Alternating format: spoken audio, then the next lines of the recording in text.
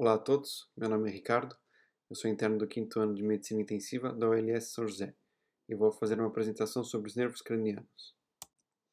Portanto, a apresentação divide-se então em generalidades, seguindo então dos componentes funcionais dos nervos cranianos, depois o estudo sumário dos nervos cranianos propriamente dito e aqui a inervação da língua por último.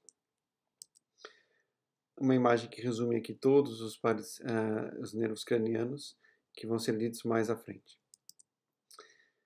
Portanto, em termos de generalidades, a maioria faz conexão ao tronco encefálico, os nervos olfatório e óptico ligam-se ao telencéfalo e ao diencéfalo respectivamente, os nervos terceiro, quarto e sexto inervam os músculos do olho, o quinto par trigêmeo é composto por 3 ramos, sendo o oftálmico, o maxilar e mandibular, o nervo vago também pode ser chamado de pneumogástrico, o nervo acessório difere dos demais pares cranianos por ser formado por uma raiz craniana bulbar e outra espinhal.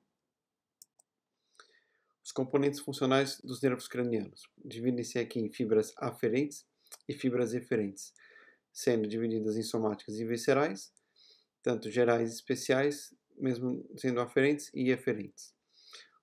Com relação aos componentes aferentes, temos as fibras aferentes somáticas gerais, que conduzem impulsos de temperatura, dor, pressão, tato e propriocepção.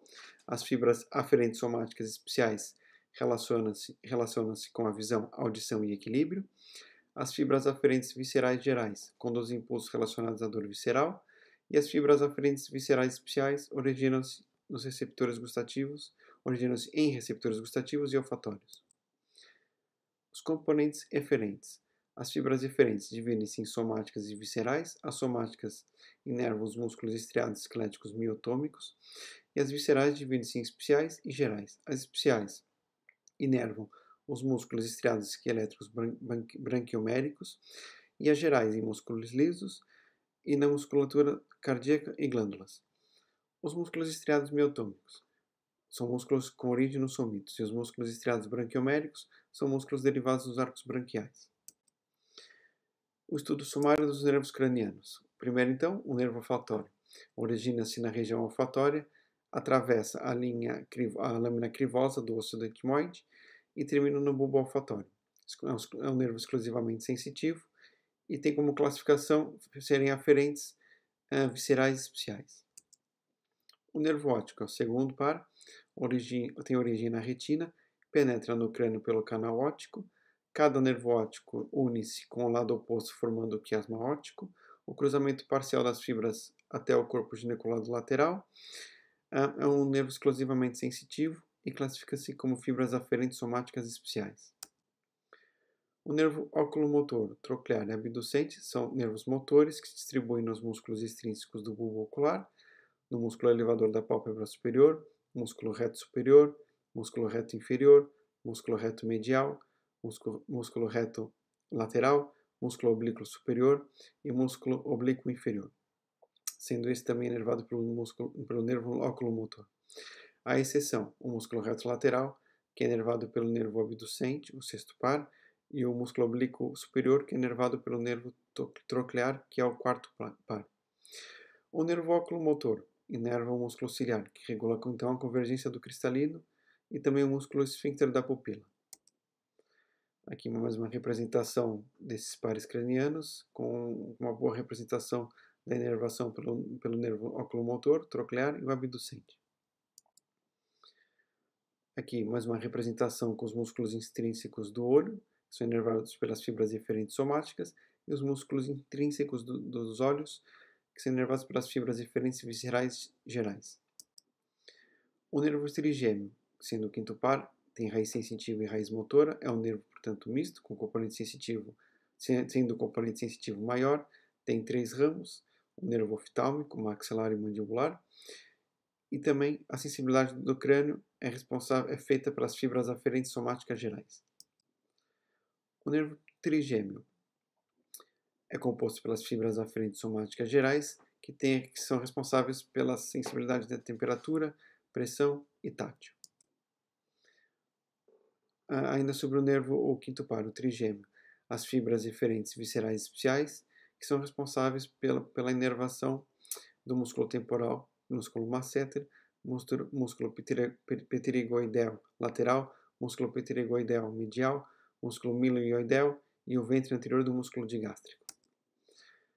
O nervo facial, que é o sétimo par, tem o componente funcional aferente visceral especial, que é responsável pela gustação nos 2 terços anteriores da língua, um componente aferente visceral geral, que é responsável pela inervação da parte posterior das fossas nasais e face superior do palato mole, um componente aferente somático geral, que é responsável pela inervação de parte do alveolo auditivo e do meato acústico externo, uma inervação também eferente visceral geral, que é responsável pela inervação da glândula submandibular, sublingual e lacrimal, e um componente eferente visceral especial, que faz a inervação da musculatura mímica. Já o próximo nervo, o nervo vestíbulo coclear, que é o oitavo nervo, é um nervo exclusivamente sensitivo, penetra aqui em termos de anatomia na ponte, no ângulo ponto cerebelar, tem sua parte vestibular e uma parte coclear. A parte vestibular tem um gânglio vestibular, que é responsável pela parte do equilíbrio, e a parte coclear tem um gânglio espiral, que é responsável pela audição. Em termos de classificação, classifica-se então como aferentes somáticas especiais.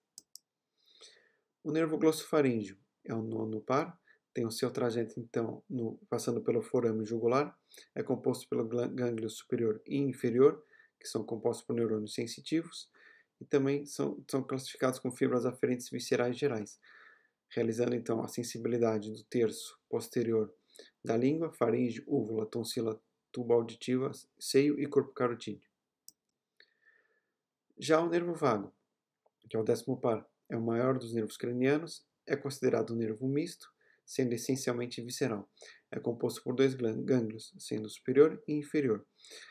É, portanto, constituído por fibras aferentes viscerais gerais, que fazem aferência da faringe, laringe, traqueia, esôfago, vísceras do tórax e abdômen, vísceras eferentes viscerais gerais, tendo então a inervação parasimpática de vísceras abdominais e torácicas, e fibras eferentes viscerais especiais, responsáveis pela inervação da faringe e da laringe. O nervo acessório, que é o 11º par, é composto por fibras eferentes viscerais especiais, que inervam os músculos da laringe através do nervo laríngeo recorrente, fibras eferentes viscerais gerais, que inervam vísceras torácicas, juntamente com as fibras vagais, e inerva também o músculo trapézio e o músculo esternocleidomastoideu.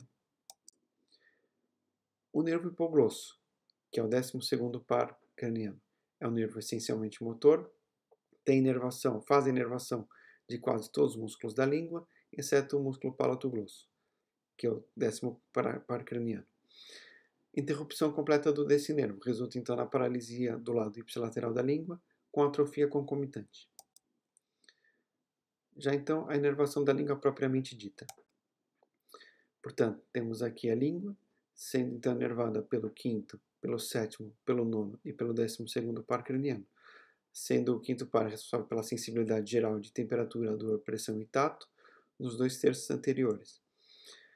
O 7º par é responsável pela sensibilidade gustativa nos 2 terços anteriores. O 9º par já é responsável pela sensibilidade geral e gustativa no terço posterior, e o 12º par é responsável pela motricidade. Muito obrigado.